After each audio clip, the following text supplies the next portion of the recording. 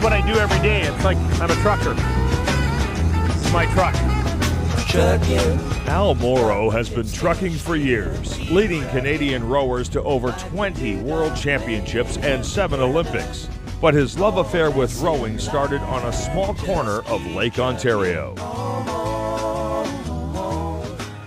I loved being on the water. The perspective from the bay, of the city, especially down under Dunder and Castle and out in front of the Yacht Club and Leander, it's beautiful along the far shoreline.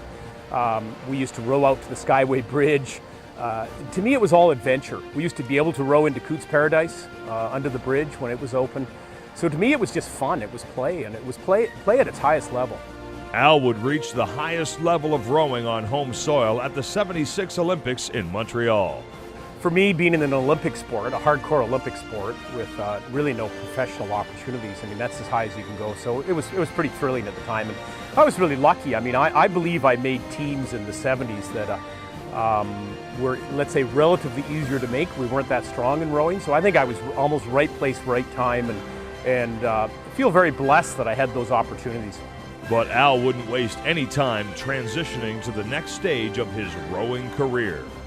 Yeah, I literally got on the train from Montreal and contacted the athletic department at the University of British Columbia, where I was doing some graduate studies at the time, and said I'd love to be involved in coaching. I'd like to put something back into the sport, and they needed the head coach at the time. So I thought, well, why not? I just jumped into it. There was a ready-made program there. The previous coach had to leave abruptly. So I got right into a fairly high level of coaching, literally a month after the Montreal Olympics, and just went on full bore. And one thing led to the next. 2 years later, I had a professional contract. I was one of the first professional coaches in the country, because rowing coaches were not being paid in those days.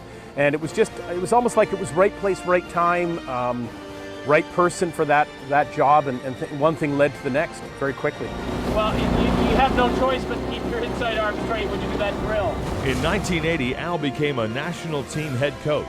By the end of the decade, a group of women would put Canadian rowing on the map. Marnie McBean and Catherine Heddle won 3 gold medals at the Barcelona Games, thrusting their program and coach into the spotlight. We had a very special group of women that came into the program in the late 80s, and I again was fortunate to be named the head coach in 90 and worked with these women together, and we grew together. And there was a lot of factors at play there. The wall fell in 90, and the powers in women's rowing at the time were the Eastern Bloc. So we were kind of I often refer to as the best of the rest, and we grabbed that opportunity to be the top, some of the top rowers in the world, and it worked out really well again. Al keeps on trucking. Since 1991, he has won 27 world and Olympic medals as coach. In 1999, the International Rowing Association named Al Coach of the Year.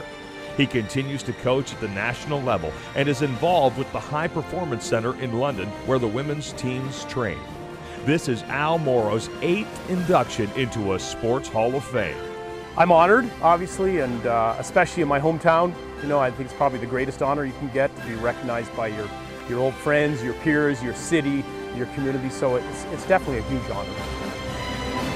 The Hamilton Sports Hall of Fame welcomes Al Morrow.